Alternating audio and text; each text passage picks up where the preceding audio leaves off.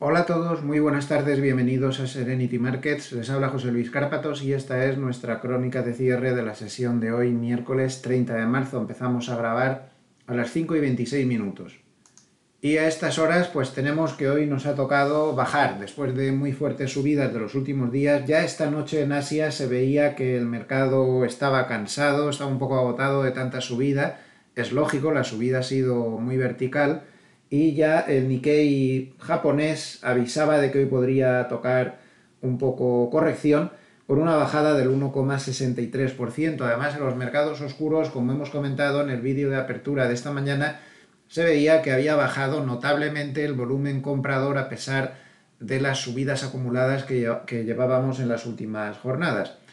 Así que hoy nos ha tocado corrección, el DAX baja 1,53, el Eurostoxx 50 menos 1,28, el IBEX baja 0,75 y también en Wall Street hay bajadas moderadas, menos 0,52 el SP500, menos 0,84 el Nasdaq, menos 0,69 el Russell.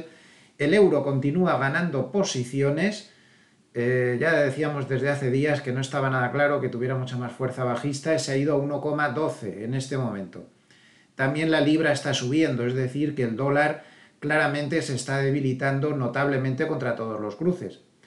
En divisas tenemos a los bonos, perdón, en bonos tenemos a los bonos alemanes cayendo y no es para menos, no es para menos porque las noticias sobre la inflación europea son demoledoras, demoledoras. Ponen los pelos de punta. Atención al IPC de España, 9,8%. Qué casualidad que se haya quedado en 9,8%. Por dos décimas que no haya llegado al número psicológico de 10, que habría hecho, a pesar de ser más o menos lo mismo, habría tenido un efecto psicológico mayor en la opinión pública. Un retoquito debe llevar este dato, pero bueno, 9,8%. 9,8% de inflación. 9,8% de ahorros que se volatilizan porque no hay, salvo personas que estén haciendo gestión activa o cosas así, con la renta fija, con los depósitos, como se ha hecho toda la vida, no se puede sacar ni un 9, ni un 8, ni un 2, ni un 1, porque se puede sacar el 0%. Luego, Vale, claro. 9,8% de ahorros de muchos españoles que se han volatilizado. 9,8% menos de sueldo o de poder adquisitivo del sueldo o de la pensión. Porque como mucho, quien ha tenido suerte le han subido un 2 o un 2 y pico. Y estamos hablando del 10. En suma, un empobrecimiento masivo de toda la clase media, clases trabajadoras y también de la gente rica, pero mucho menos, claro, evidentemente, y le hace menos daño. Este es el impuesto de los pobres, la inflación. Tremendo el dato. Y creo que no debemos, al margen de lo que puedan hacer los mercados, creo que no debemos tomarnos a broma una cifra así. Decía hace unos días que un analista le había oído comentar y con razón que la inflación es como el dentífrico que se sale de la pasta de dientes. Es fácil que se salga, pero es muy difícil volver a meter la pasta de dientes dentro del tubo, ¿eh? Además hay una cosa, tengan ustedes en cuenta que con esta cifra todas las cosas que están intentando los gobiernos europeos y el español no van a servir de mucho, porque históricamente hace cosa, cuando uno me había retirado del tema de la información, o puse un artículo en la web sobre todos los intentos que se habían hecho en la historia de controlar la inflación a base de control de precios, a base de medidas que no fueran estrictamente la subida de tipos. Nada funcionó en la historia, nunca nada. Lo único que doblega a una inflación galopante como esa es la subida de tipos enorme. Claro, ¿dónde está el problema? Pues miren, en 1976 la inflación española era del 26%, era más del doble de la actual, pero es que los tipos eran del 22%. O sea, uno se compraba letras del tesoro y le daban el 22%, pues bueno. Pero es que ahora son el cero. O vamos a poner un ejemplo mucho más pegado a lo que hay. Como por ejemplo que el IPC alemán ha quedado hoy en el 7,3%. Sigo detenido aquí en los bonos alemanes porque esto les ha perjudicado evidentemente. Un dato de inflación alemana del 7,3 cuando se esperaba 6,2, un punto y pico más, y desde el 5,1 anterior. O sea, es el desmadre. Se ha desmadrado la inflación en casi toda Europa, especialmente en España. 5,1 el mes anterior, 7,3 este mes. En 1981 fue la última vez que el IPC alemán estuvo exactamente igual que ahora, en el 7,3. En 1981. ¿Saben qué tipo de interés tenían entonces en Alemania? Entonces no había Unión Europea ni había nada de eso. ¿Saben qué tipo de interés tenían en el área marco alemán? El 11%, 11,4%. Y ahora es el 0%. Y aún hay quien nos toca pagar en la liquidez de los vehículos de inversión rentabilidad negativa por la liquidez. Esto es absurdo, es completamente absurdo. Y los tipos de interés tienen que subir y Christine Lagarde tiene que dejarse ya de gaitas. O sea, es que aquí no hay otra solución, no tiene otra. Y si el crecimiento se deteriora, pues se va a tener que deteriorar porque los riesgos económicos que estamos empezando a asumir son terribles. Claro, ¿dónde está el problema? Con esta inflación absolutamente desmadrada, hay que recordar que los que la tienen que arreglar, BCE, Reserva Federal, son los mismos que hablaban de esa inflación transitoria fantasmagórica, que no se creía ni el que asó la manteca. Bueno, pues ya tenemos aquí las consecuencias. Ahora, los que no supieron ni ver siquiera esto, lo tienen que arreglar en este momento. Yo sigo diciendo que, por favor, mucha prudencia en las finanzas personales, al margen de lo que hagan los mercados, que a veces no es tan importante. Lo importante es nuestra vida, nuestra economía. Ojo, no nos metamos en aventuras, no nos metamos en negocios raros o de dudosa rentabilidad. No es momento de endeudarse para nada, no es momento de complicarse la vida, es momento de ser prudente y ver cómo acaba esta cuestión. A mí me ha dejado muy preocupado este dato de inflación español, este dato de inflación alemán. Esto es muy preocupante y con muchas menos armas de las que nos creemos, con el BCE aún pensándose si sube los tipos o no. Es que no le queda otra, no le queda otra. Las curvas de tipos, además, en Estados Unidos, pues desde ayer están con la noticia, ya pasa a los bonos americanos, que hoy vuelven a subir, llevan 2 días ya de subidas acumuladas, están con las curvas de tipos invertidas ayer, partes de la curva de tipos. El spread entre los bonos a 2 años y 10 años, hay que llevar cuidado con esto porque se está diciendo la curva de tipos está invertida, la curva de tipos no está invertida. Está invertida, están invertidos los spread comparativos entre diferentes tramos, hay que hablar las cosas como son. Entonces, el spread entre bonos americanos a 2 años y 10 años ayer se invirtió por primera vez desde el año 2019 y esto ya saben que además de estar viendo que hay una inflación galopante, pues lo que descuenta el mercado y nunca ha fallado en esos descuentos es que luego vendrá la recesión como única consecuencia posible de las medidas tan duras que van a tener que tomar los bancos centrales para domar esta salvajada de inflación. Ahora lo va a pagar la guerra, lo de la inflación. Aquí en España ya lo están diciendo. La guerra de Putin es lo que es. Bueno, a ver, creo que no soy sospechoso de defender a Putin, ¿no? Todo lo contrario, estoy muy en contra de él, me parece un monstruo, un sátrapa, un carnicero y un criminal de guerra. No sé si en 4 palabras he definido claramente lo que yo personalmente, es mi opinión personal, no quiero implicar a nadie con ella, pienso de este señor. Pero no le echemos la culpa a la guerra de Putin de las cosas, porque antes de la guerra la inflación ya estaba disparada, porque la inflación viene en primer lugar por un desmadre de Reserva Federal y de BCE que se pasan no sé cuantísimo tiempo tirando el dinero por la ventana para inflar unos mercados financieros que tampoco nadie se va a morir si no hubieran subido tanto como han subido. Entonces han causado una situación muy proclive a que la inflación se disparara. Hasta ahora no había pasado, pero ahora sí que ha pasado. Y esto ya viene de atrás. La inflación ha subido también, no es por la guerra de Putin, en segundo lugar ha subido por los cuellos de botella que se originaron cuando se empezó a recuperar la economía después de la pandemia, con unas estructuras de la oferta totalmente deterioradas, se produjo un shock de oferta, no había suficiente oferta para poder, además había un problema de transporte, los fletes se dispararon, todo se complicó mucho y esos cuellos de botella se transmitió a los precios de producción porque las materias primas subían, las piezas, los repuestos, los proveedores subían los precios hasta un nivel en que las empresas no lo podían aguantar. Y no lo puede aguantar los camioneros, no lo puede aguantar el campo, las gasolineras ahora las vamos a estrangular también, porque no tienen margen y todo es una cadena que se va uniendo, un auténtico desastre.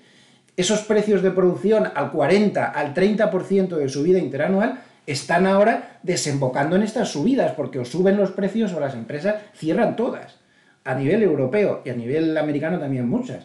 Entonces, fíjense la cantidad de cosas que estamos diciendo y aún no hemos llegado a la guerra de Putin.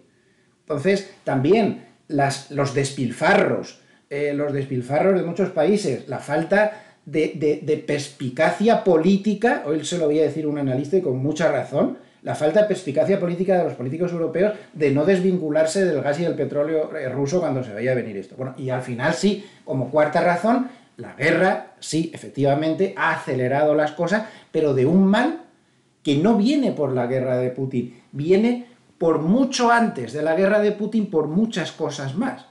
Es que esto hay que decirlo así porque si no podemos pensar que ahora se soluciona lo de la guerra y entonces la inflación se desploma. Y es que esto viene de muy atrás. Ni se han arreglado los cuellos de botella, ni los bancos centrales han sido capaces de sacar esa liquidez que sigue inflando burbujas y que sigue siendo absolutamente contraproducente para el bien de la economía, y ahí tenemos la causa del problema.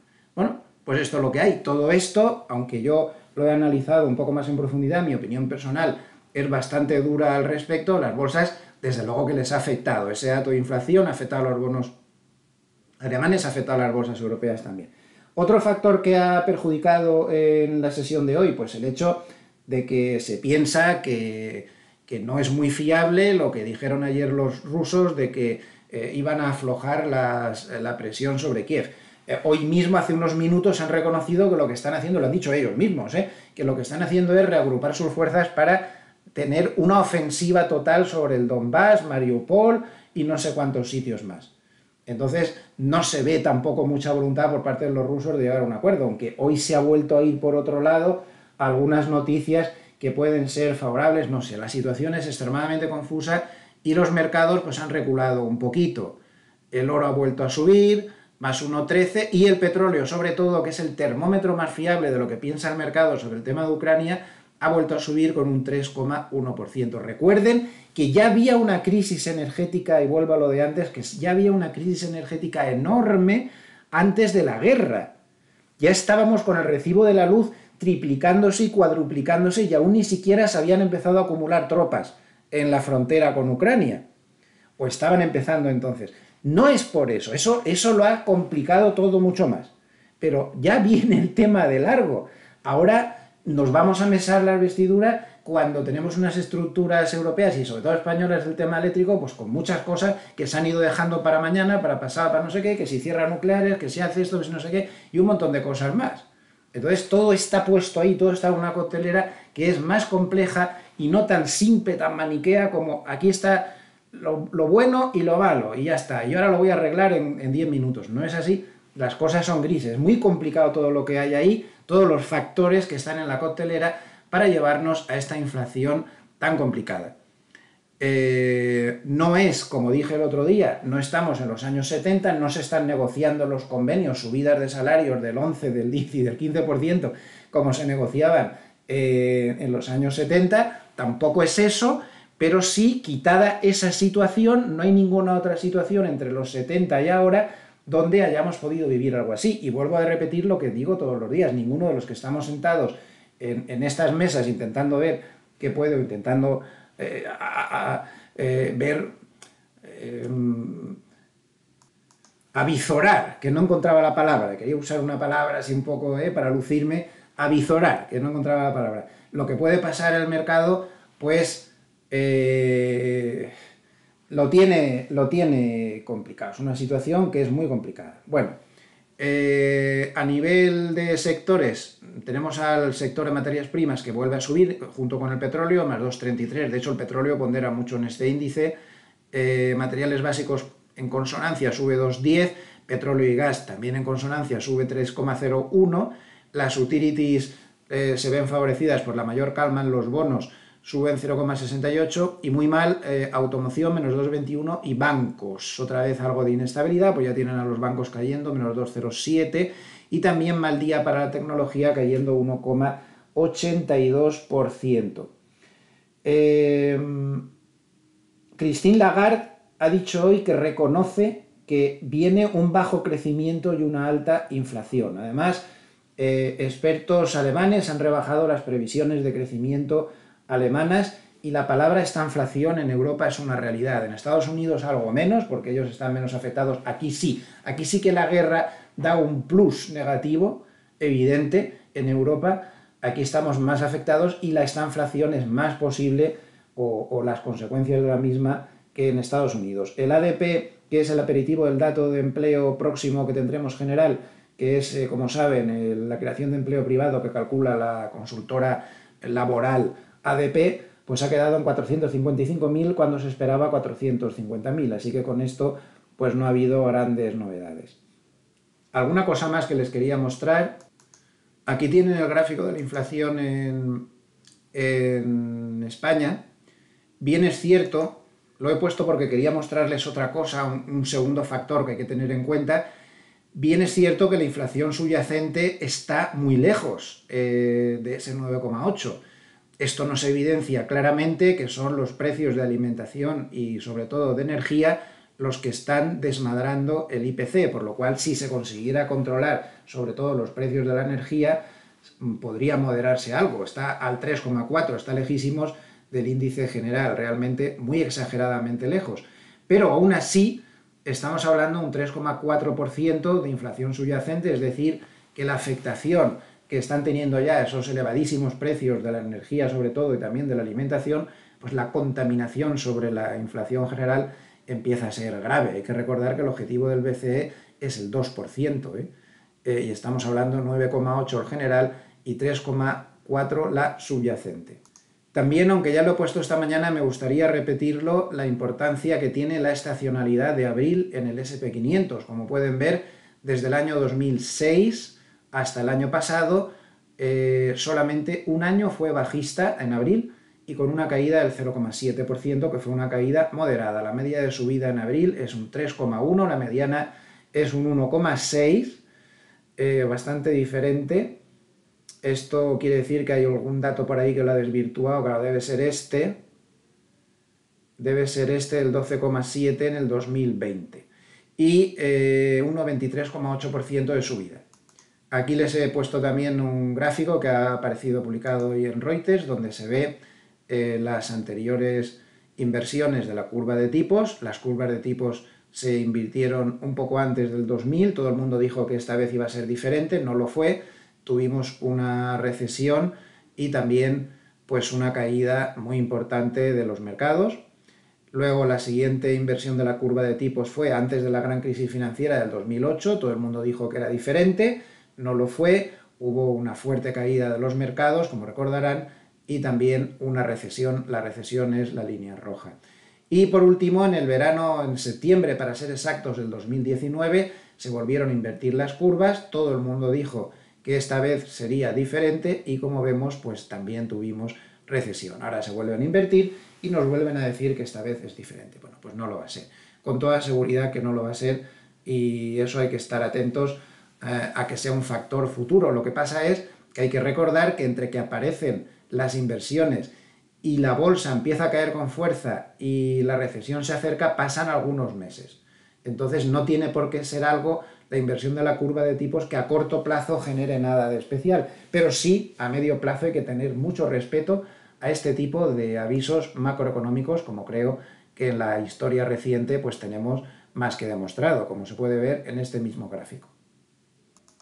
Por último, desde el punto de vista técnico, pues aquí no ha cambiado nada. La ruptura de ayer de la media de 100 fue absolutamente decisiva, la bajada está completamente anulada, ya no estamos en un mercado bajista desde un punto de vista técnico, podemos estar en un mercado lateral o podemos estar en un mercado alcista, pero no bajista.